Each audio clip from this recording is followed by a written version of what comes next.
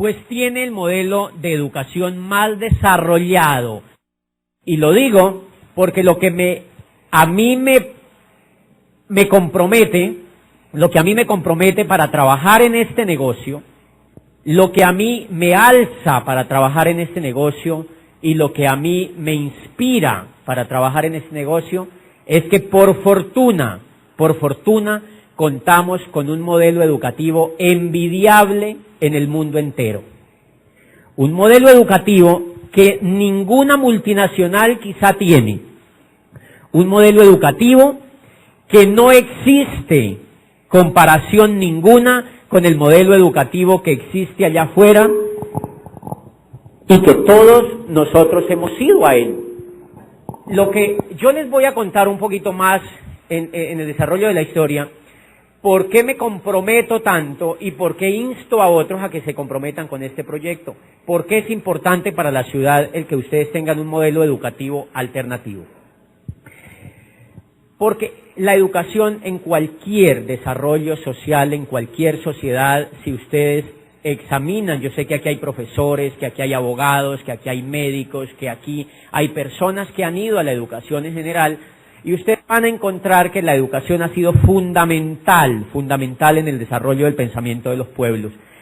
Por fortuna, el modelo de negocios que nosotros tenemos, pues tiene el modelo de educación más desarrollado en el mundo, en mi concepto. Yo trabajé llevo unos 20 años estudiando, yo creo que aquí hay gente que lleva más, de manera que 20 años estudiando no es mucho, pero yo sé que aquí gente lleva más, pero fuera de eso, después de que termino la carrera y fuera de que hago posgrados y tal, yo trabajo en una universidad como rector durante 8 años. De manera que he podido conocer un poquito la génesis de la universidad, la génesis de la historia de la educación, he podido conocer un poquito qué implica para una sociedad el modelo educativo que nosotros tenemos. Cuando yo hago el parangón entre esa educación que conozco, que conocí, que ejercí desde varios ángulos, entonces empiezo a valorar inmensamente el modelo educativo que hay acá. Ahí es donde empiezo a darle un valor enorme. Aparentemente, cuando las personas ven este negocio, la gente cree que el centro de todo el negocio son productos. ¿Han ustedes sentido eso? Cuando tú contactas a alguien para este negocio y le cuentas que aquí hay un negocio, las personas lo primero que dicen es, voy a ponerme a vender productos entonces. La gente inocentemente cree que es un negocio sencillamente de productos. Y eso yo lo concebía, o sea que la persona que entienda que le ha pasado eso, pues no se preocupe, a mí también me pasó. Cuando tú entras al proyecto, descubres que ese es el vehículo, pero que hay un modelo educativo generado por los líderes de esta industria a nivel mundial, que se ha venido gestando durante 50 años ya casi, y que se ha convertido en un ícono de la educación en el mundo, del cual tú puedes beneficiarte, y del cual yo empecé a beneficiarme. Entonces ahí uno empieza a transformar la forma de pensar y se da cuenta que el tema de los productos es supremamente importante, pero es una parte del proyecto. Y hay algo básico que está por encima de cualquier consideración frente al tema de productos. ¿Por qué? Porque la riqueza no se genera de la noche a la mañana, la riqueza no se genera sencillamente de por sí, sino que la riqueza se genera a través de la forma como piensan la gente. ¿Están de acuerdo conmigo? Quien hace pobre a una ciudad, quien hace pobre a un país, es la forma de pensar de la gente. La pobreza de cualquier pueblo, la pobreza de cualquier país, la pobreza de cualquier familia, la pobreza de cualquier persona, eso se explica sencillamente por la forma como la persona piensa. Ahora, ¿esto me lo invento yo? No, lo dicen economistas, premios Nobel, lo dice la historia de los pueblos, lo dice la historia de la economía, Lo dice muchísima gente. El gran problema es que a eso no le ponemos tanto cuidado. Si hay algo que está descuidado en nuestra sociedad, es la forma como piensa la gente. ¿Han visto ustedes eso? Lo que más no le importa a ninguno en general es la forma como piensa la gente. De hecho, yo estoy casi seguro que una persona ingresa al modelo educativo tradicional y termina pensando igual. O sea, termina lleno de datos, pero termina pensando igual. ¿Por qué? Porque no hay una transformación en la forma de pensar, porque no hay una transformación en la inteligencia, en las emociones, en la imaginación no hay una transformación. Recuerdan ustedes que Einstein decía, es mucho más importante la imaginación que el conocimiento. Así lo dijo Einstein. Einstein era mal estudiante, era medio flojongo. Einstein era medio flojongo en la física, era medio flojongo en la matemática, y la tesis de Einstein fue mediocre. Era una cosa, algo así sobre las moléculas, y el jurado que evaluó la tesis de Einstein la declaró una tesis irrelevante, solamente digna de entregarle su título para que se fuera. Einstein. Sin embargo, Einstein empieza a hacer un proceso creativo y empieza y se lanza y descubre lo que Newton ya había venido planteando, pero lo perfecciona Einstein y aparece la ley de la relatividad. Y Einstein es una de las personas que más pregona de que es mucho más importante la imaginación que el conocimiento. Pues bien, si hay algo que se abandona entonces en la educación tradicional o en los pueblos o en la sociedad, es el tema de la forma de pensar, es el tema de algo que hoy en día se está trabajando muchísimo en el mundo y ustedes pues obviamente deben saber que hay una gran tendencia en el mundo donde... Bueno, había un tubito así salió. Hay juegos pirotécnicos también acá atrás. Que había algo en el mundo, o hay una gran ola en el mundo, que avala una inteligencia distinta a la inteligencia que nosotros hemos venido estudiando, que es la inteligencia emocional. Ustedes la han oído, ¿verdad? Es la inteligencia emocional. Que ahora voy a hablarles un poquitico de por qué este proyecto es completamente distinto educativamente a lo que nosotros hemos venido hablando. Pues bien, uno de los ejemplos que están súper estudiados en el mundo es, analicen ustedes, por ejemplo, el caso de todos los dragones asiáticos, de todos los pueblos que hace 40 años eran pobres en Oriente, y que hoy en día tienen más dinero que incluso los Estados Unidos. ¿Sabían ustedes que, por ejemplo, la economía norteamericana ahora está en una quiebra impresionante? Es uno de los países más endeudados de la Tierra. ¿Y cómo se explica el mundo que un país como Japón, que Montaner dice, cuando yo llegué al Japón, lo primero que encontré, la primera percepción que yo tengo de Japón es que es como una hoja de tabaco extendida en el mar, sin recursos naturales? Lo único que hay es gente y agua, porque no hay ni tierra. Lo único que hay es gente y agua. Y se convierten en 40 años en la cabeza de la economía capitalista en el mundo. ¿Cómo se explican ustedes eso? Por la forma como la gente educó la manera de pensar. Por la forma, no es porque estudiaron mucho, no es porque sacaron muchos títulos, no es porque sacaron las mejores notas en la universidad. Es porque hubo una cultura que educó la forma de pensar de la gente. La gente fue capaz de transformar la forma como pensaba, cómo sentía, cómo se imaginaba y cómo soñaba. Pues bien, cuando en 1991 se instala en Colombia una comisión que se denominó la Comisión de Sabios, ¿aquí hay educadores? Levanten la mano que yo los quiero ver. Bien, hay hartos, un aplauso para los educadores, miren. Cuando yo conocí este proyecto, recordé una comisión de sabios que se instaló en el 91. A esa se llamó Comisión de Sabios para la Educación, la Ciencia y el Desarrollo, ¿recuerdan? Eso fue bajo el gobierno de Gaviria. Y recuerdo que la cabeza de esa comisión, por todo su esplendor, era Gabriel García Márquez, Rodolfo Ginás, Manuel Elkin Patarroyo, y habían 40 sabios. Y quien redacta el informe final de la comisión fue Gabriel García Márquez, y escribió un libro que se llama Colombia al filo de la oportunidad. ¿Y saben qué dice allí? Dicen, necesitamos urgentemente otro tipo de educación para Colombia, que le abra a este país una segunda oportunidad sobre la tierra que no tuvo la estirpe desgraciada del coronel Aureliano Buendía. Y dice García Márquez en el informe, pero no es cualquier tipo de educación. Tiene que ser una educación que sea inconforme. Ahora yo les voy a hablar un poquitico de eso, por qué García Márquez decía eso. Tiene que ser una educación que no sea conforme, o sea, que sea inconforme. O sea, una educación para líderes.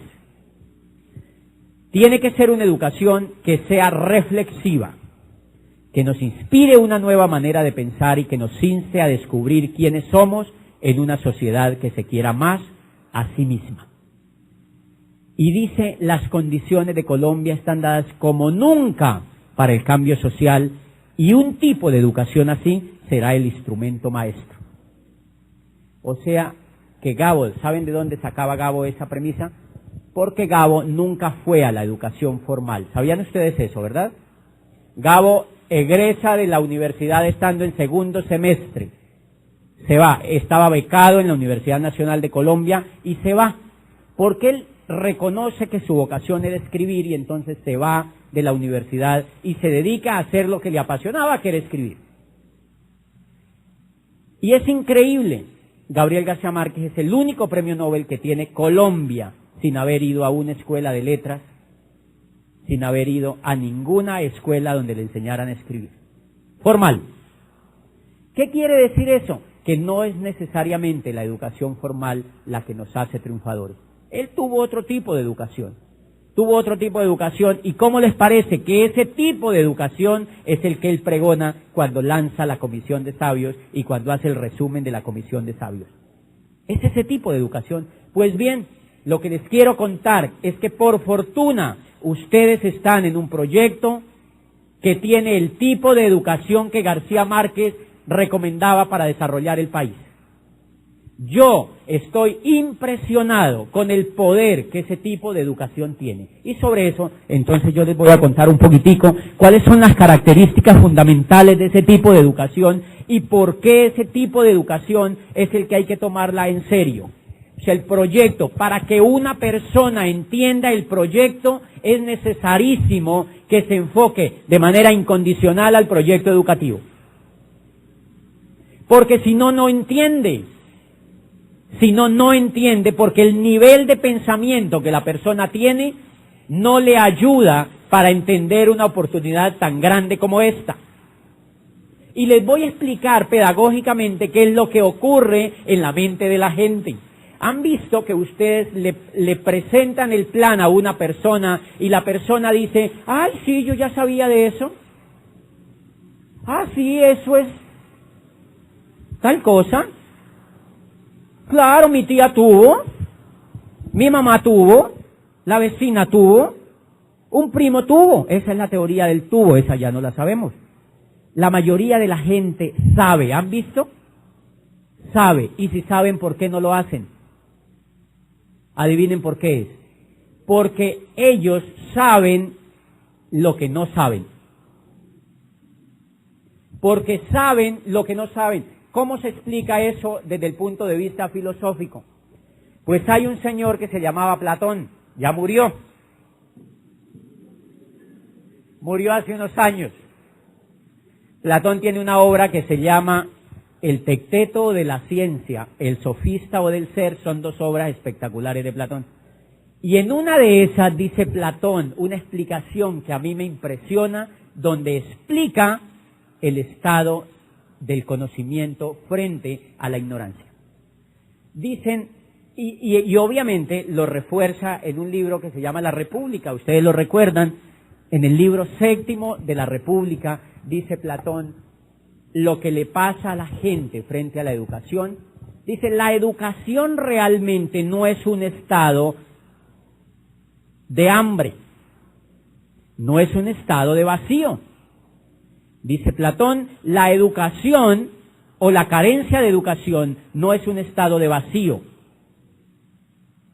Porque si fuera un estado de hambre o de vacío, dice Platón, lo que habría que hacer es llenarlo. Y ya, el que tiene hambre se le da de comer. Y ya, dice, si eso fuera así, sería un problema sencillo educar a la gente. Pero Platón concluye en algo espectacular. Dice Platón, el problema de la falta de educación es que la gente sufre de una cosa que se llama estado de llenura. O sea que la gente sabe lo que no sabe. O sea, somos muy sabelotodos. Pero a eso Platón le llama estado de llenura. Entonces, esa es la primera etapa cuando uno entra a este proyecto. Uno está lleno. ¿Lleno de qué? Pues de prejuicios, pues de una forma de pensar distinta, pues está lleno de una cantidad de opiniones, pues está lleno de una cantidad de pensamientos que no le ayudan para desarrollar este proyecto. Y eso es lo que Platón llama el estado de llenura. Entonces dice Platón, lo que hay que hacer con una persona para educarla es hacer que esa persona vomite todo lo que está lleno. ¿Alguna coincidencia con el negocio? Sí, uno le presenta el negocio a un abogado y dice, sí, eso de... Sí, claro, yo conozco eso.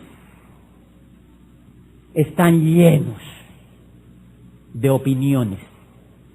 ¿Ellos de qué están llenos? De lo que le oyó a su esposa alguna vez que tuvo en el proyecto, de lo que oyó a un vecino que entró y se rajó a los 8 días, de lo que oyó a un enemigo del proyecto que andaba hablando sobre esto, de lo que oyó, de lo que se escucha a sí mismo internamente, de lo que se escucha uno a sí mismo internamente. Entonces la persona está llena. Entonces, ¿qué es lo que hace el programa de educación continua de nosotros? Lo primero que hace es que te hace vomitar. François Rabelais, que es francés, tenía en el siglo XVIII, escribió una obra que se llama Gargantúa y Pantagruel, ¿se recuerda? Es una obra famosísima. Ya murió. ¿Y cómo les parece que hace un ejemplo de cómo educa Gargantúa a Pantagruel? Y le dice, mira, para poder educar a Gargantúa tienes que hacerle beber agua del eléboro. El eléboro es una sustancia que hace vomitar. Es como un purgante. Y entonces le dice, hazle beber agua del eléboro y él quedará listo para que se eduque. Básicamente lo que estaban haciendo, lo que estaba Rabelais haciendo era parodiando lo que ya había dicho Platón hacía 4000 años en las obras filosóficas. O sea que, ¿cuál es el problema? Que nos llenamos mucho y para entender un proyecto de estos uno tiene que estar medianamente liviano. Medianamente liviano. ¿Cómo empieza uno entonces a entender esto? Primero, el proyecto, por ejemplo, este evento que nosotros estamos teniendo es un evento, uno de tantos eventos y uno de tantos proyectos que está dentro del sistema educativo. Lo primero que ustedes van a encontrar es que las personas que les promovieron entrar a este negocio les van a decir que aquí existe algo que se llama un PEC, por ejemplo. ¿Quiénes conocen aquí el PEC? Levanten la mano. Mire, estas personas que levantan la mano están pegadas al PEC. Se llama Programas de Educación Continua. Y en este PEC vienen unos CDs grabados por personas que tienen éxito en este proyecto a nivel mundial. Muchos de sus líderes están grabados en estos CDs y lo más interesante, ellos nos enseñan desde la experiencia. Entonces ya les explico qué impacto puede tener eso en uno. Y fuera de eso viene un libro en el PEC, viene además un libro que usted se lee durante el mes y que viene con el PEC. Miren lo que se llama el PEC, Programa de Educación Continua. ¿Qué le dicen ahí? Todos los libros están enfocados a ayudarte a cambiar la forma de pensar. Todos los libros están enfocados en ayudarte a transformar la forma de pensar. Todos los libros están enfocados a ayudarte a darte información profesional sobre este proyecto, para que no quedes en manos de gente que no sabe de esto, o sea, de gente lleno. Y claro, cuando uno va adquiriendo esa información, uno va vomitando lo que tenía, porque no le servía para hacer esto. ¿Por qué continuo? Lo primero que tiene el PEC es que es continuo. ¿Qué ejemplo tiene esto? El PEC, Programa de Educación Continua, es eso, continuo. ¿Por qué me importa hablarles un poquito de qué implica lo continuo? Porque el sistema de educación tradicional tira a la gente de manera no continua. Tú te gradúas como médico y sales, y es como si ya te hubieras acabado de educar. Hay dos problemas allí. Yo me gradué de una universidad buena en Derecho, y obviamente cuando yo me gradúo, cuando termina los 5 años de clase, es como si me botaran al mundo a ver qué pasa. Uno inconscientemente cree que ya ahí terminó. Así le digan que uno tiene que seguirse actualizando, ¿qué tal? El fenómeno que ocurre mental es que no es continuo ese proceso formativo, primero. Segundo, eso tiene unas implicaciones impresionantes. Mire, yo en el 2001 estaba comenzando un doctorado en España y vivía en Barcelona. Y un día salí a la calle a ver el periódico La Vanguardia y me llamó la atención una cosa. Decía, se necesita gerente de recursos humanos para el norte de España de la empresa XX. Y yo dije, wow, eso es para mí, porque yo acá estaba haciendo un doctorado en psicología de las organizaciones y estaba especializado en eso. Entonces yo dije, eso es para mí. Cuando yo veo el aviso decía, se necesita gerente de recursos humanos para el norte de España, no mayor de 29 años. Y yo acababa de cumplir 31. Suerte. ¿Qué pasa con ese modelito?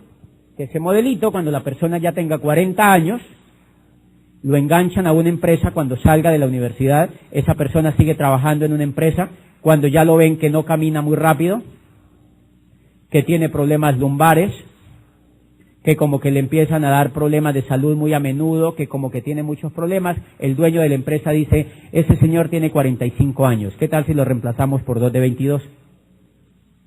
Y te reemplazan por 2 de 22 que cuesten menos. O sea, ese sistema educativo no es continuo porque no te hace crecer durante toda la vida. En cambio, este proyecto educativo es continuo. La persona puede ingresar a la edad que quiera después de que sepa aprender y puede tener aquí 70, 80 años y puede estar sentado aprendiendo. ¿Qué es eso? Que es un proyecto respetuoso, completamente respetuoso de los seres humanos. Ese sistema educativo le va permeando la forma de pensar a la persona y lo va llevando a que crezca. Primera cosa, lo va llevando a que crezca primero él por dentro, primero él en la forma de pensar. ¿Por qué? Porque el otro sistema educativo, yo ahora en las historias les voy a contar un poquito, ¿qué creen ustedes que una persona crece cuando le enseñan que 2 por 2 es 4? ¿Crece por dentro? ¿Creen que una persona que estudia física cuántica o que estudia cálculo multivariado va a aprender a crecer porque le enseñan a sacarle la hipotenusa a una lonchera, por ejemplo? No crece por dentro. O sea, la persona tiene información, pero sigue estando vacía. Porque como persona no está creciendo. Por eso ustedes ven cantidades de profesionales enanos. Cantidades de profesionales enanos como seres humanos, enanos en la forma de comunicarse con otros, enanos en la forma de soñar, enanos en la forma de imaginarse, enanos en la forma de manejar las finanzas, por ejemplo. Y entonces encontramos montones de fracasos allá afuera, pero todos graduados. O sea, llenos de información, pero sin crecimiento por dentro. Allí no hay riqueza. La riqueza se escabulle de las personas que no son grandes por dentro. La riqueza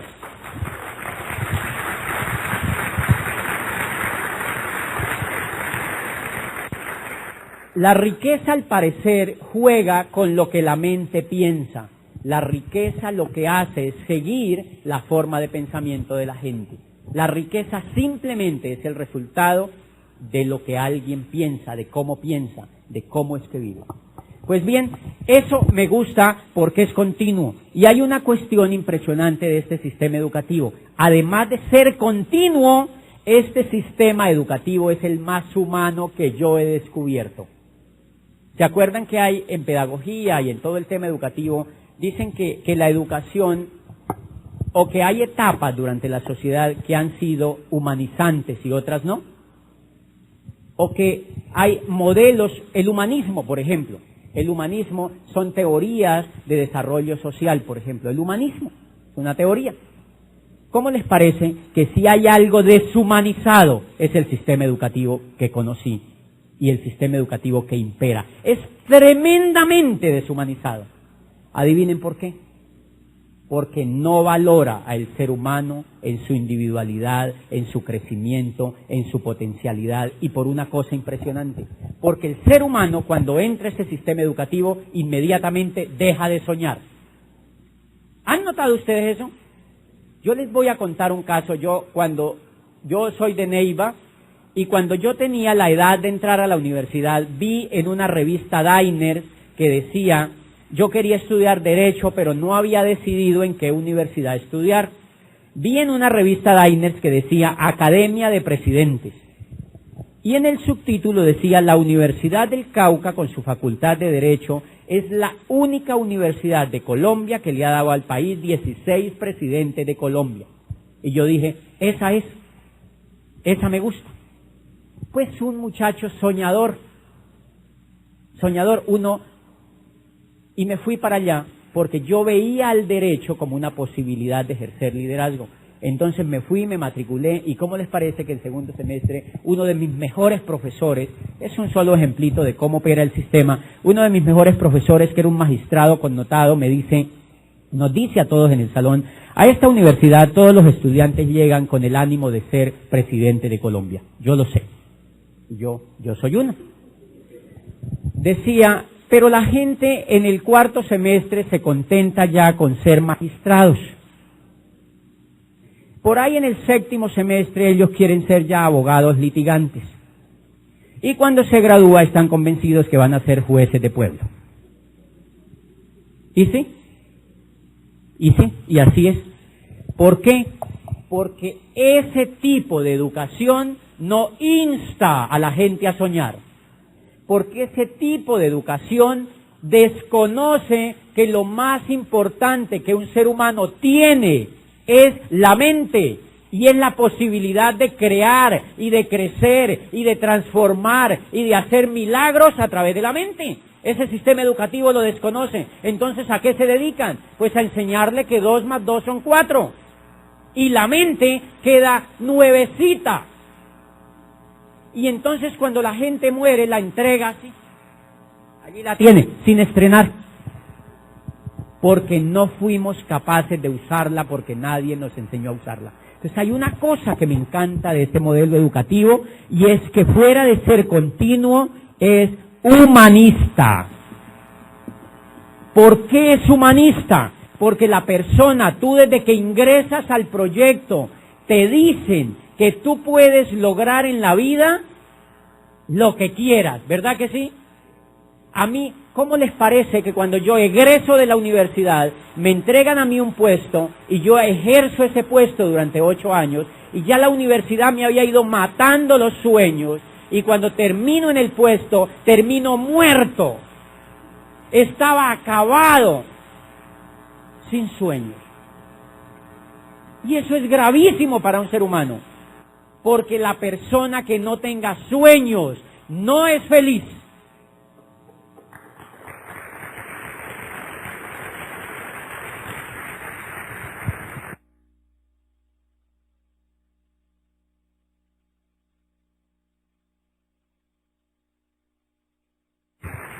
Si un ser humano no tiene sueños, no es feliz.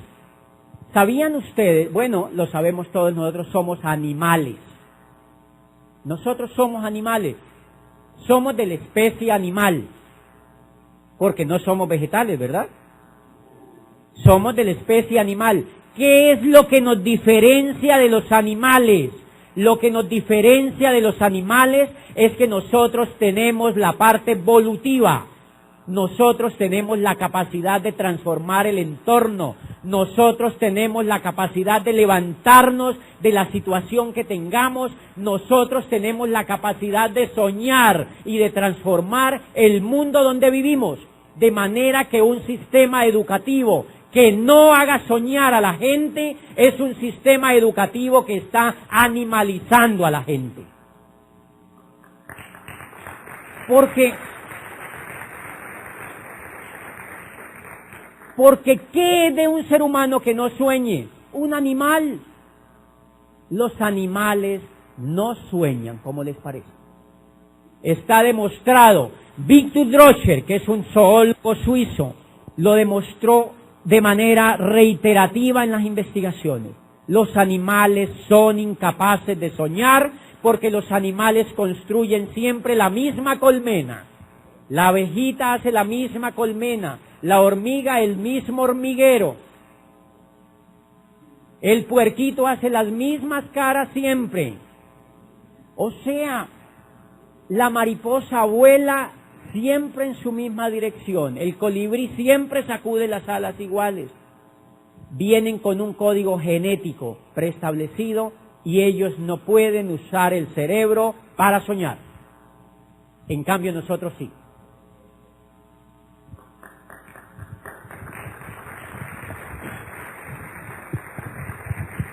En cambio nosotros sí. De manera que un cerebro que no se use para soñar es un cerebro que se pierde. Y un cerebro que no se use para agarrar esos sueños y hacerlos realidad, pues más. Primera característica o segunda característica de este sistema es que es humanista y nos pone a soñar. Entonces fíjense que el primer resultado que una persona tiene en este negocio es que empieza a soñar. ¿Y no les parece ya tremendo resultado? Es tremendo resultado. Y fuera de eso, ese tremendo resultado que la persona tiene en su mente, en la medida que lo ejercite y que lo ejercite y que lo haga crecer y que se le apropie y que empiece a soñar y a soñar y a soñar y a creer y a creer y a creer, entonces esa persona cada vez es más humana. Esa persona es cada vez más humana. Por eso es que ustedes han visto que quienes los invitaron seguramente sonríen más que ustedes.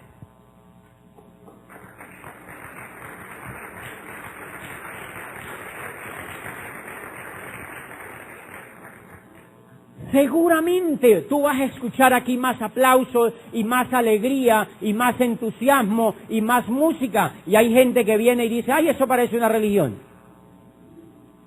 ¿Por qué? Porque ellos vienen de otro esquema que no les permite que su inteligencia emocional salga a flote. Y el sueño es apenas una partecita de la inteligencia emocional. De manera que el tremendo resultado, cuando yo le digo a mis empresarios, a los socios del proyecto, hay alguien una vez se me acercó y me dice, mira, yo llevo 6 meses y no tengo ningún resultado.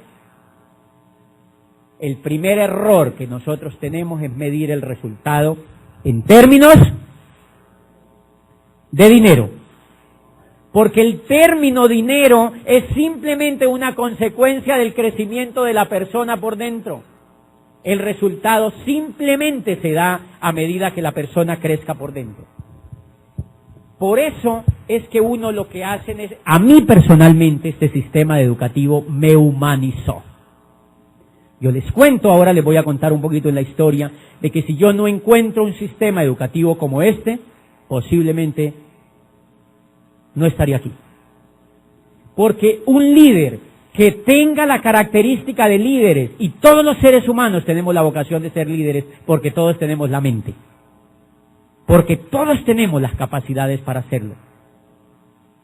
Cuando yo veo esos videos de gente que ha avanzado en el mundo sin tener pies, sin tener manos, ¿han visto lo único que esas personas tienen? tienen cabeza. Y yo veo que todos tienen cabeza. Simplemente hay que permitir que esa cabeza vuelva a educarse. Y les voy a contar una cosa. La mayoría de nosotros, antes de entrar en estos negocios, estamos acostumbrados a alimentarnos de aquí para abajo. Y la mayoría de esa platica se pierde.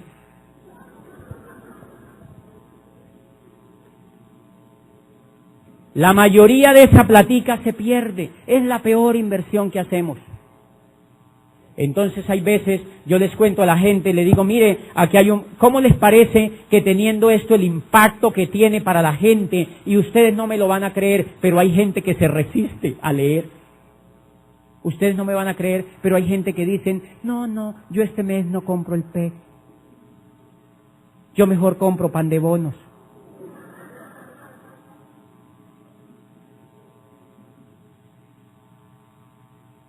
Señora, el PEC, la importancia del PEC, y dice, no, yo mejor compro otra libra de carne más. Me alcanza para 5 libras de carne. Claro, porque estamos acostumbrados a alimentarnos de aquí para abajo. De aquí para abajo. Y claro, si la mente entonces no avanza, no hay resultados. Por eso el resultado de este negocio tiene que ver con lo que la gente se esté educando en el proyecto, con lo que la gente se esté dejando humanizar de esto. Y bien, y hay una tercera característica que tiene este modelo educativo, y es que es coherente. A mí lo que más me impactó es que es coherente. Es un sistema educativo coherente. Pues ¿por qué? Porque yo estaba cansado de la incoherencia. 20 años de educación. Hace poquitico en el Bordo me invitó el gobernador a una charla que hacían sobre calidad de la educación en el Patía. Entonces la ministra fue y me encantó hablar allí, porque yo le digo, ¿cómo se explica usted, señora ministra, que un sistema escolar que tenga a la gente durante 20 o 25 años ahí encerrada, que después de uno, todo lo que ha hecho ahí adentro y ha estado 25 años, uno es pobre? ¿Cómo explica usted, señora ministra, que una persona después de 25 años de pagar su educación y de ser disciplinada y hacer todo, pobre? Y la ministra decía,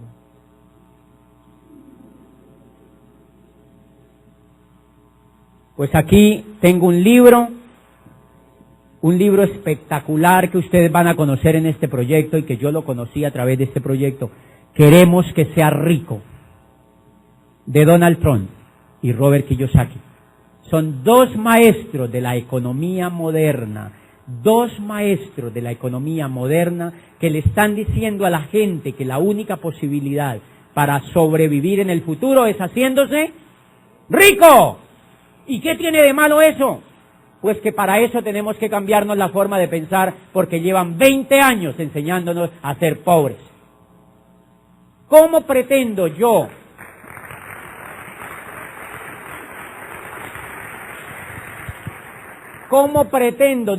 dice Donald Trump ahí, la mejor forma de hacer que un país progrese es que usted deje de ser pobre? ¿No les parece simpaticísimo eso? Claro, y uno dice diciéndole a la gente, al presidente, no, más casitas, más platica, más créditos, más ayuda, más regalos. Eso es volver a la gente más pobre, dice Donald Trump. Si a la gente le regalan las cosas, la vuelven más pobre. Y a nosotros nos han educado en el deme, regáleme algo, señor. La gente organiza rifas. ¿Qué es eso? La gente juega a la lotería, eso es pedir limosna. La gente, el baloto, ¿no? La otra, zúmbeme la otra, a ver a qué le pego. Uña, pata, pico, todo.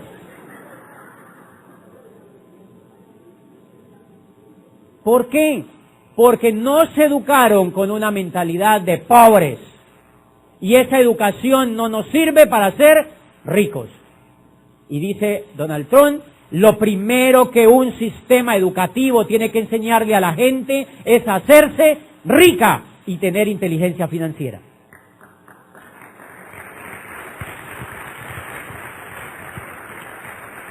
Pero ¿qué es lo que ha hecho el sistema educativo en general con nosotros? Primero, Alvin Toffler tiene una obra que se llama El Show del Futuro, por allí lo ando, es espectacular. Y tiene otra obra que se llama La Tercera Ola, es explicando la sociedad postindustrial. Y dice Toffler que el modelo de educación que nosotros ejercemos es un modelo de educación que se lo inventaron comenzando la era industrial, cuando Watson arranca con la máquina de vapor y empiezan a hacerse pequeños ricos y ricos y ricos en Europa. Esos ricos se les ocurrió una idea maravillosa. El estado de la economía en el mundo era esclavitud. Lo que existía era esclavitud. ¿Cómo les parece que a nosotros nos han hecho creer que unas buenas personas liberaron a los esclavos? A nosotros nos decían, José Hilario López de aquí de Popayán liberó a los esclavos. Ay, tan bueno, ¿no? No, eso fue una onda en el mundo porque había un gravísimo problema. Cuando empieza a surgir la era industrial, había un grupúsculo en Florencia, en Milano, en Francia, en varios países de Europa que tenían mucho dinero. ¿Quiénes eran esas personas? Eran personas que comerciaban lana entre Flandes y Roma, que llevaban pieles entre Oriente y Occidente y empezaron a acumular riquezas. Eran personas comerciantes que hacían negocios. ¿Y cómo les parece? Que acuérdense que lo que había era la tierra, ¿se acuerdan? La fuerza de la Edad Media fue la tierra.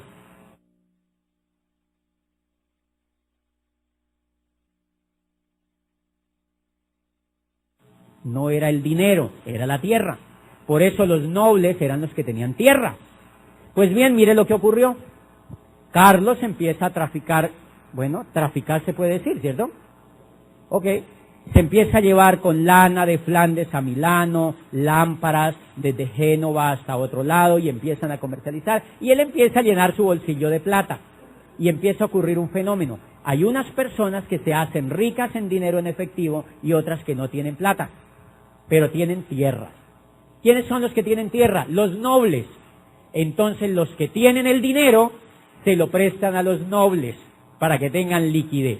Los nobles no pueden pagarle y ¿qué hacen? Se quedan con la tierra. Y entonces ya el tipo queda con plata y con tierra. ¿Y los nobles con qué quedan? Con la nobleza. Los nobles, y esa fue la caída de la nobleza. O sea que la riqueza es muy importante. La riqueza es fundamental y el estudio de la economía, de cómo surge eso. Entonces los nobles quedan simplemente con su título. Noble, pero honrado. Noble. Y entonces este modelo es el que toma la educación. Por eso la educación nos hace nobles, pero pelaos. Pelaos. O sea, es un modelo que no enseña inteligencia financiera y que no enseña a generar riqueza. Pues bien, eso empieza a crecer y hay unos ricos muy ubicados en el mundo. En ese mundo hay unos ricos muy ubicados y hay un gravísimo problema. No existe posibilidades de esclavizar a todo el mundo, porque ser esclavo era lo normal. Y entonces adivinen la idea que tienen. Liberémoslos. Liberémoslos. Y los liberan y dicen, los vamos a liberar y les vamos a hacer creer que ellos son libres. Les vamos a contratar después por un sueldo, el que nosotros queramos, y que ellos se lo gasten en nuestros negocios. Genial el negocio. Y era genial. ¿Por qué era genial? Porque al esclavo le tenían que dar el vestido, la comida y el techo. Habían esclavos que amaban a sus jefes. ¿Quién no? Le sacaban de los problemas básicos que tenía la persona. Y dijeron, se acabó eso. Los vamos a liberar y ahora en adelante los vamos a contratar. Usted le vamos a pagar tanto y usted se lo gasta en lo que quiera. Pero le pagamos el mínimo. Y mire lo que ocurre. El mínimo no existía obviamente en aquella época. Entonces el señor contrata a unos 50 empleados para su fábrica. ¿Y cómo les parecen que estos bandidos no les pagaban nada? O les pagaban 50,000 pesos. O les pagaban muy poquito. Y empieza a morirse la gente de física hambre en las calles de Florencia, y en las calles de Milano, y en las calles de París, y en las calles de Roma, y en las calles de Londres, y se empiezan a comérselos las ratas, y la peste, y las enfermedades, y nadie los recoge. Y murieron miles y miles y miles de trabajadores explotados porque nada no les pagaban. O sea, todo para mí. Todo para mí.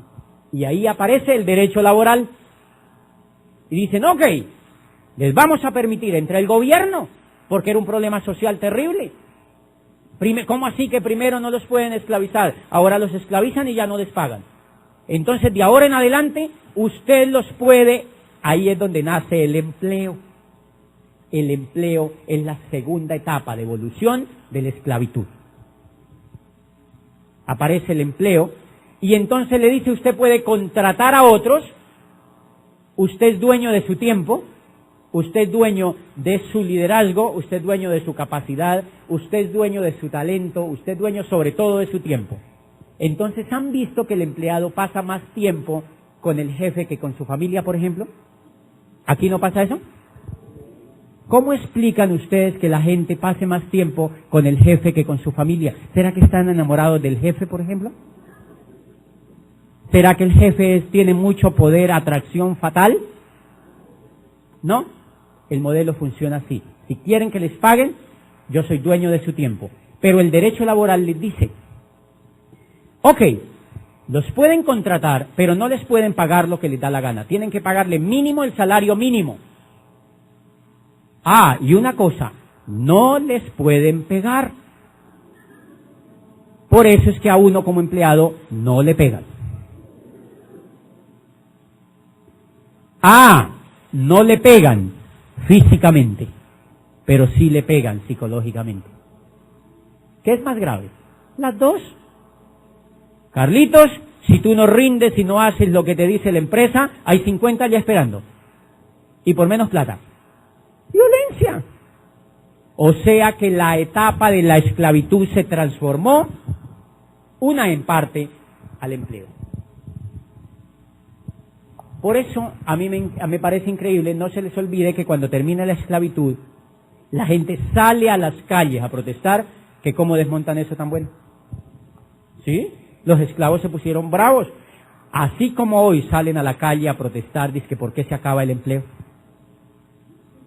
¿Y saben quiénes son los que encabezan estas manifestaciones? Los profesores.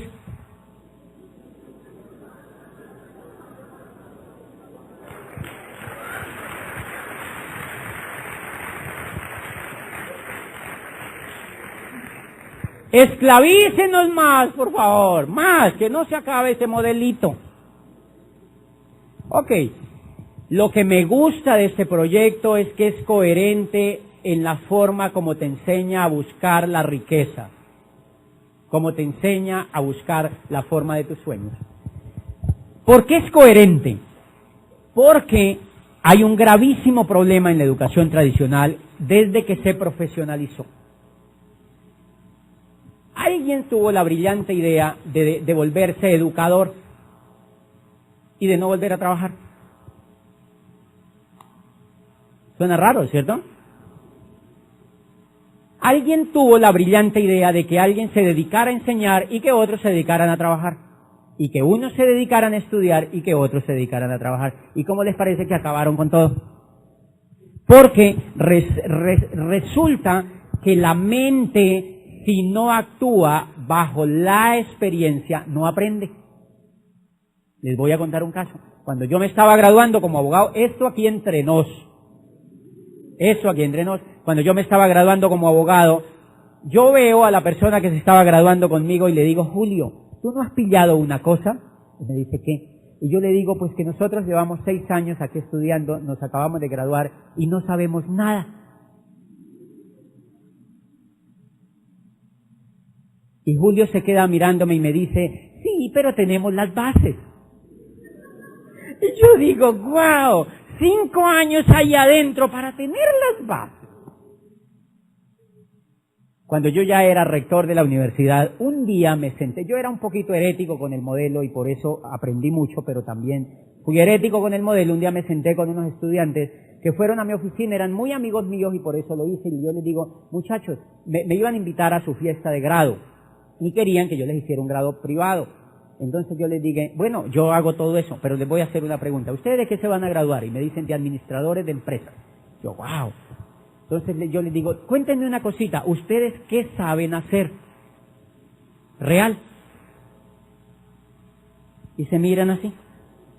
Ellos se miran así y yo me quedo viéndoles y les digo, ¿cierto que nada?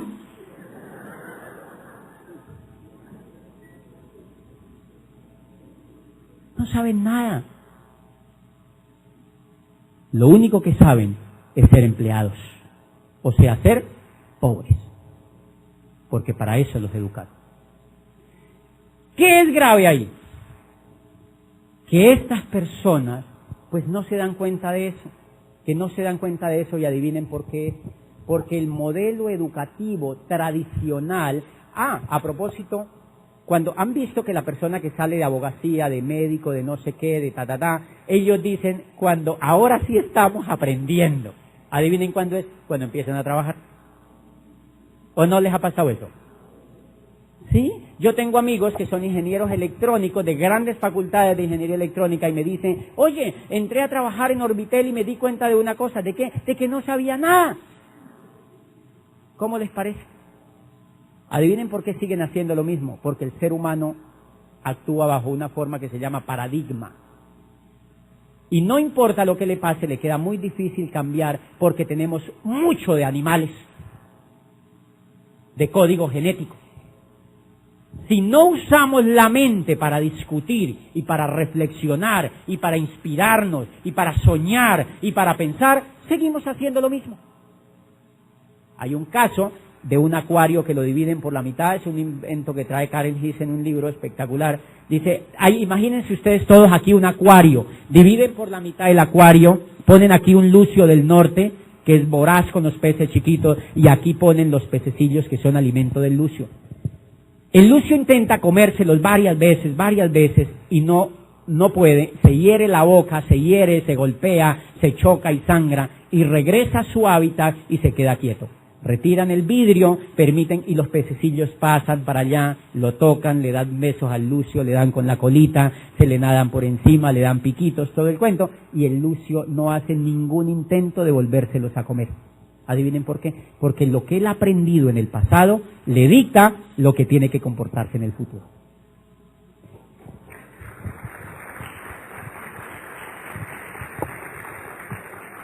Pero lo grave es que al cabo de un rato el lucio muere de hambre. Y muere de hambre parado en su manjar. Por eso es que la mayoría de personas no ven una oportunidad como esta. Porque tienen el efecto del lucio del norte. ¿Por qué? Por el esquema educativo que traen. A mí me pasaba, yo era uno de esos. A mí me contaron este proyecto hace 8 años, 9 años. Casi 10 años. Yo acababa de entrar a la universidad de rector. Tenía 27 años. Yo era un yuppie. En Popayán o se es rector de una universidad o se es obispo. Y yo ya era rector. Y obispo hay uno y no se mueren nunca. Entonces, ¿qué esperanza yo tenía? O sea que el estatus mío era espectacular. Y ese estatus no me dejó ver el negocio. No fue el que me lo presentó, no fue la información que no me dieron, no. Fue el estatus. Pelatos. Porque eso sí estaba pelado. Pero no me dejó ver la oportunidad. ¿Qué tenía yo? El efecto del lucio del norte. ¿Qué es lo que me gusta de este proyecto? Que las personas que educan en este proyecto tienen los resultados en la mano. Los únicos que educan en este proyecto son los que ya lo han hecho y te enseñan a ti a hacerlo. ¿Por qué? Porque en el modelo que tenemos de afuera, que hemos venido discutiendo, hay una cosa que me impactó cuando la leí. Hay un joven que hay en un lugar de Oriente, una peste impresionante que es los dragones que infestan a toda la gente. Entonces un muchacho quiere aprender a cazar dragones de manera profesional y busca quien le enseñe. Sus padres buscan el mejor maestro que encuentran para que les enseñe. Y entonces va donde un maestro en una montaña espectacular. El maestro le dice, ok, vamos a empezar la carrera. Primer año, cómo cazar dragones 1. Segundo año, cómo cazar dragones 2. Tercer año, cómo cazar dragones en llanura. Cuarto año, cómo cazar dragones en la playa. Quinto año, cómo cazar dragones en montañas. Bien, el muchacho va y empieza juicioso, cómo cazar dragones 1, presenta los exámenes, no se habilita, no se supletea, o sea, perfecto todo, y termina todo el currículum de cómo cazar dragones. Lo gradúan y sigue el doctorado. Era espectacular el profesor, sigue el doctorado, él está emocionado y sigue el PhD. Cuando se gradúa va toda la familia, la abuelita, los tíos, bueno, todo el mundo, los vecinos, una gran rumba y le toman fotos y abrazan. No, lo mejor del mundo. Y el muchacho sale como cazador de dragones.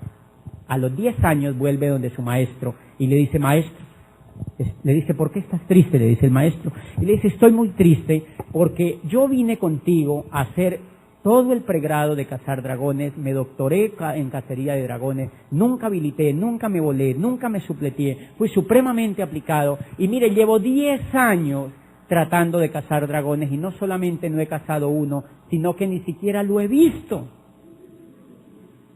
Entonces el maestro se queda viéndolo y le dice, hijo, no te preocupes, vas a volver otra vez a la llanura por 10 años.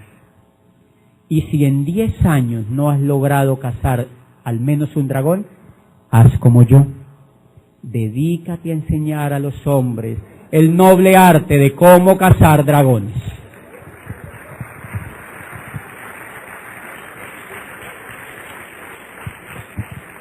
Lo que me gusta de este modelo educativo es que los líderes que ustedes tienen en sus proyectos tienen el resultado. Y ellos hablan con la coherencia. Nosotros en Popayán le aprendimos a hacer este negocio a sus líderes, a Mauricio y al Baluz.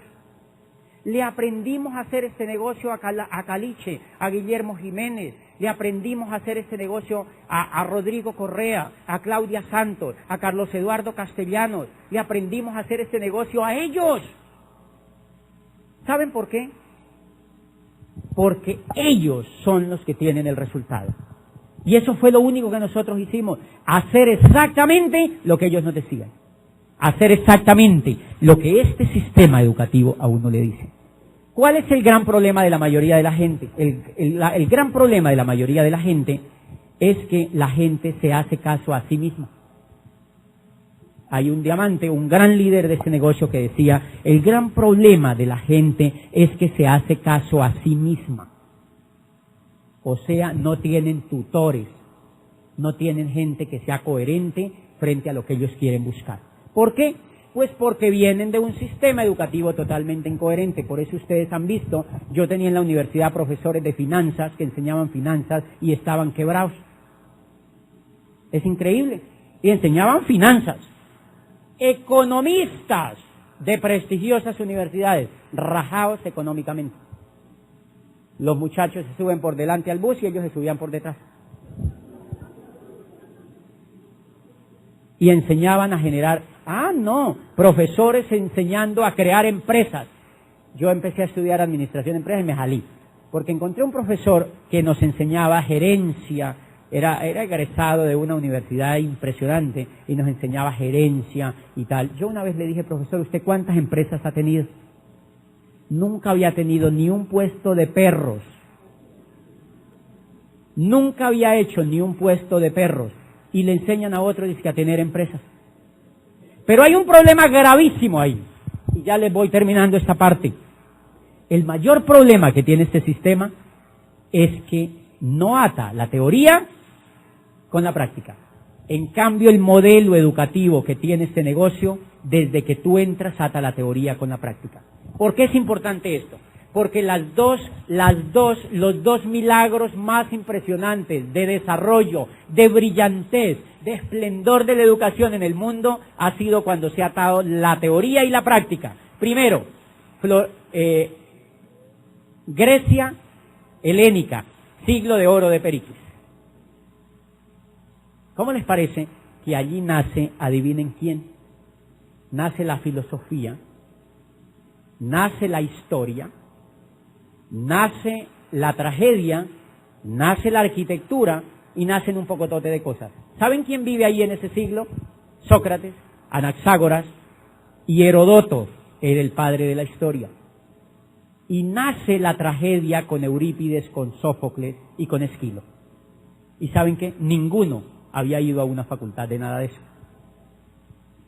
¿Por qué? Porque simplemente el modelo educativo helénico era que cada uno hacía lo que su corazón le decía. ¿Y lo aprendía con quién? Con el que sabía. Entonces, como Esquilo escribía tragedia, todos los griegos querían aprender a escribir tragedia, ¿y quién les enseñaba? ¡Esquilo! ¡Esquilo! Y entonces esa es la época de más brillantez de Grecia en el sistema educativo. Y solamente se repite en la Florencia renacentista del siglo XVI. ¿Cómo les parece que en la Florencia renacentista del siglo XVI aparece Tiziano, Miguel Ángel Bonarotti, Sandro Botticelli, y todos ellos no fueron a ninguna facultad, estudiaron en el taller de Verrocchio? Y aparece Maquiavelo, y aparece la política, y aparece la alta filosofía. Todos se retornaron a estudiar lo que había ocurrido en Grecia. ¿Qué es lo que me gusta de este modelo educativo? Que este modelo educativo te hace profesional con la coherencia y con la práctica. Entonces, desde que la persona ingresa al modelo educativo, le dicen que hay que hacer 3 cositas. Miren que lo demás ya es muy sencillo. Le dicen, usted lo único que tiene que hacer es 3 cositas. Primero, consuma de su propio negocio. Llevamos un montón de años consumiendo en el negocio de otro. Y ahora nos dicen que consuman en nuestro propio negocio. Hay gente que no entiende eso. Y entonces uno le dice, a la salida hay una cajita de plastilina. Porque es increíble. Si uno viene toda la vida consumiendo en el negocio de otro y nunca le han pagado nada, le dicen a uno que uno monta un negocio con su economía tradicional, con su economía personal, y que uno consume en su propio negocio. Yo le pregunto a la gente, ¿habrá algún problema con eso? Y me dicen no. Pero la mayoría de la gente no es coherente con eso. Entonces, fíjense que lo primero que uno tiene que empezar a hacer es a ejercer. O sea, usted se vincula al proyecto educativo y empieza a tomar control de la práctica. Y empieza a tomar control de la práctica. O sea, se empieza a volver empresario. ¿Y qué hace? Pues hace que su casa sea una empresa de su propio negocio. Y entonces empieza a tener control de la práctica. ¿Yo qué le sugiero? Como esa es la práctica, yo lo que hice cuando conocí este negocio y lo entendí, es que volví mi casa un laboratorio para aprender. Entonces, tengo varios laboratorios. Laboratorio de lavandería, laboratorio de acá, laboratorio de acá, y yo aprendo desde lo mismo que yo uso. ¿Será alguna dificultad? Es emocionante. Es emocionante. Tengo en mi propia casa un laboratorio de la empresa que estoy construyendo.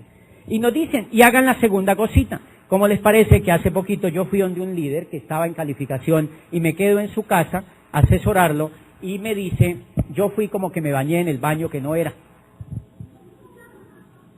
Cuando yo advierto en ese baño había un producto rarísimo.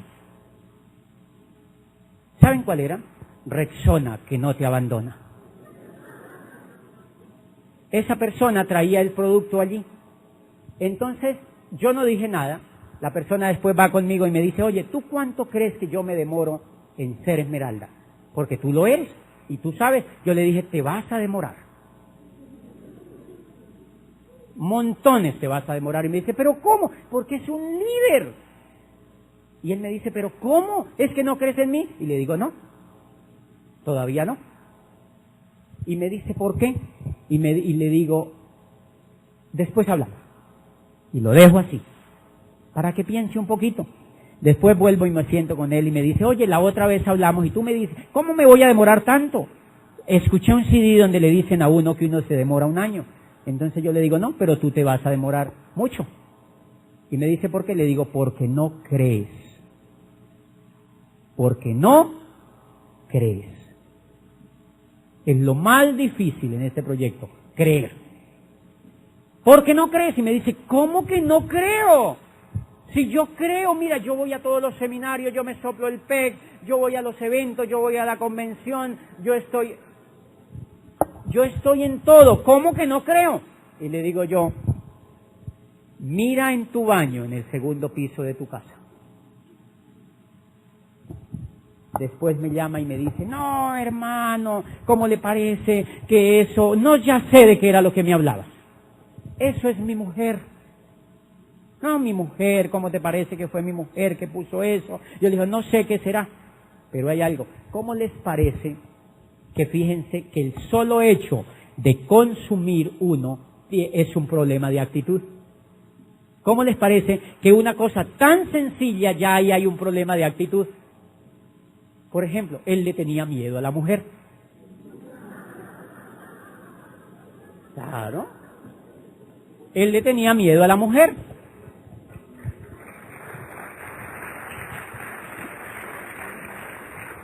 Y miren cómo se va atando la teoría y la práctica, que si tú no la ejerces, entonces no aprendes. Hay mucha gente que se pega todo el sistema educativo y me dice, José, porque tú me dijiste que eso era lo más importante. Y ahí viene lo que yo les quería contar ya para irme. Bueno, de la primera parte. Es cuando yo explico, si tú no haces la práctica, es como si estuvieras en el anterior sistema. Porque te vuelves un obeso mental. No aprendes. Adivinen por qué. Porque se aprende haciendo. Se aprende es haciendo. Y si no, hagamos un ejemplo. Ahora lo hacemos. Ok, la persona me dice, ok, pero miren, algo tan sencillo, y él creía que no era importante. ¿Cómo les parece que después me llama y me dice, José, quiero que vengas y te quedes otra vez en mi casa? Como tratando de que yo viera que ahora sí. No. Hay gente que le lleva años el primer pedacito. ¿Cómo les parece? Entonces, ¿cuándo creen que van a tener éxito? Si no toman una decisión. Hay una cosa que a mí me impresiona de esto. Y yo creo fehacientemente que todo lo que ocurre alrededor de uno es producto de lo que uno hace y piensa. ¿Se acuerdan del secreto? ¿Qué dice el secreto? La atracción que uno genera en lo que piensa le da los resultados en el mundo de afuera. Entonces, parece que cuando uno hace cualquier acción incoherente en la vida, el universo lo está viendo. El universo lo está viendo y entonces, como el universo lo está viendo, no le da los resultados. Porque no hay coherencia. ¿Por qué? Porque esa persona cuando va y contacta a alguien y le dice hay que consumir los productos, y hay una energía que le está lanzando a la otra persona como que yo no lo hago, pero tú sí lo vas a hacer. Y esa incoherencia empieza a hacerse duplicable. De manera que consumir esta parte está totalmente aliada con el sistema educativo y tiene sentido, y tiene completamente sentido. La segunda parte, le dicen a uno, y tú puedes tener un grupo de clientes. Tú puedes tener un grupo de clientes. ¿Cómo les parece que para eso se necesita tremenda actitud? ¿Cómo les parece que para eso se necesita tremenda actitud? ¿Por qué? Porque nosotros estamos representando como empresarios a las marcas más prestigiosas del mundo. Y entonces el nivel de comunicación que yo debo tener tiene que ser bueno. No es lo mismo que yo le diga a Carlos, Carlos, cómprame este producto. Mira, es buenísimo. ¿Qué me está fallando a mí ahí? La actitud. tengo una actitud pésima, entonces cuando me vuelvan a ver me hacen así. Cuando uno le hacen así es simplemente porque tiene una actitud todavía enana. Tiene que crecer la actitud para que pueda hacer una cosa tan sencilla como esta. ¿Cómo yo tengo eso? Yo simplemente le digo a los empresarios, mira, para que tú aprendas a hacer el segundo paso, tienes que hacer perfecto el primero. Si no, no puedes hacer el segundo, porque eso está viciado.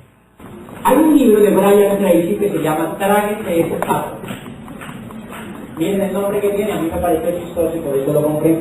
Se llama Tráguese ese sapo. O sea que el empresario pegado al sistema educativo empieza a ejercer con la práctica. ¿Y qué es lo que pasa normalmente? Que la gente dice, esto está como chévere, pero en general, dice Brian Tracy, uno no es efectivo porque uno no hace lo que hay que hacer en la vida.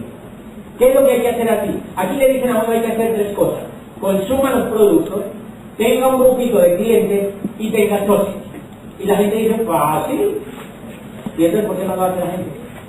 Porque no hay coherencia entre lo que dicen y entre lo que hacen. Y entonces el libro de Brian Tracy dice lo siguiente: imagínense que ustedes en la mañana, a las 7 de la mañana, tienen que tragarse un sapo. Y entonces usted coge el sapo en la mano y dice, ojibrocao, ese sapo, no, baboso, qué grande, no, esas patas, no, ese sapo tan barrigón, no, mejor me lo como mañana. Al otro día se levanta porque se tiene que tragar ese sapo. Al otro día se levanta y vuelve y lo come. No, este sapo está más pesado. No, qué ojos tan saltones. No, qué piel tan horrorosa. Qué asquerosidad de sapo. No, este sapo peludo. No, los sapos no se peludos. Este sapo,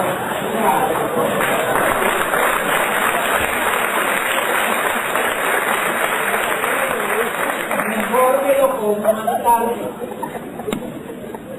Y al tercer día vuelve y lo come y la mano le hace así con el sapo, está más pesado.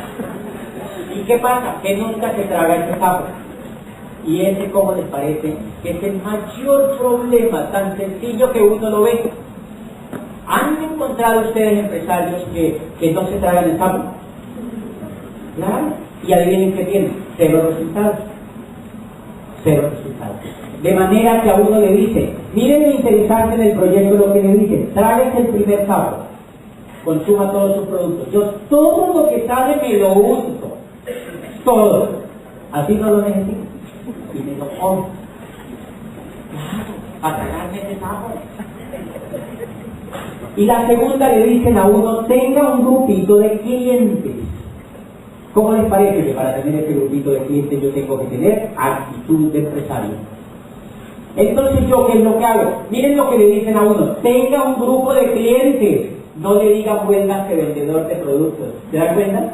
Nivel de comunicación. La mayoría de la gente, ahora si tú quieres poderte hacerlo eso, pues está bien, pero el modelo empresarial le dice, tenga un grupo de clientes, no vuélvase vendedor de productos. Entonces yo, ¿qué hice? Me tragué ese sapo segundo. Y yo tengo en 2 años y medio largos 14 clientes.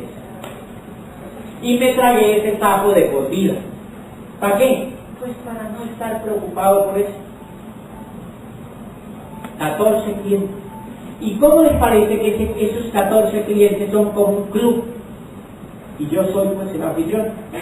Entonces yo los atiendo, ya les enseñé a que se autocompren para liberarme de ellos. Y una vez, hace poquito, yo llamo a una cliente mía y yo le digo, Isabel, hace este mes tú no has comprado nada. Y me dice, ¿y qué tiene que ver? Yo digo, pues que te puedo sacar de mis clientes.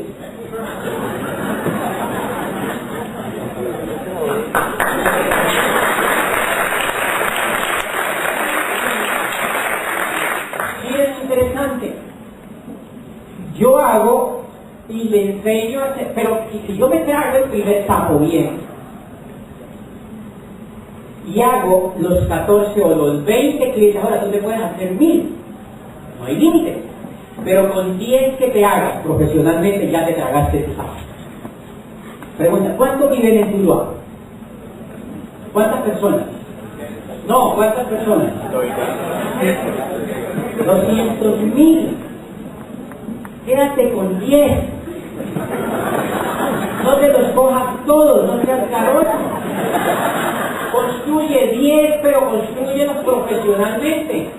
3 empresas, 4 señoras compulsivas a la compra, 2 ejecutivos que compran, y ya. ¿Y yo qué hago? Yo le presento el proyecto a alguien y le pregunto a la persona, ¿te gusta el modelo de negocio? Y dice, sí me gusta, pero yo no tal, y empiezo y tal. Hace rato le pregunté a un señor de Pirelli y tal, le presenté eso, y me dice, hace mucho yo vi esto, pero es que yo creo que no sirvo para eso. Entonces yo, adivinen lo que hago, lo insto a que no entre a eso. Lo insto, le aconsejo que no entre a eso. Y le digo, yo te recomiendo que no entres a eso, que mejor seas cliente.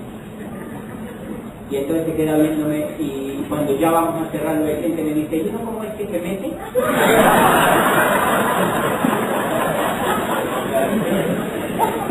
O sea que miren que qué es lo que tiene uno que ganar. ¿Qué es ese pedazo que queda? ¿Qué es lo que uno tiene que ganar? Un simple mecanismo de comunicarse con otro efectivamente.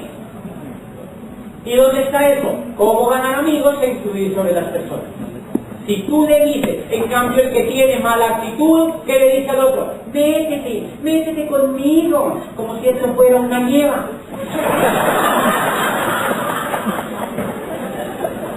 ¿Qué le está fallando a esa persona? La actitud.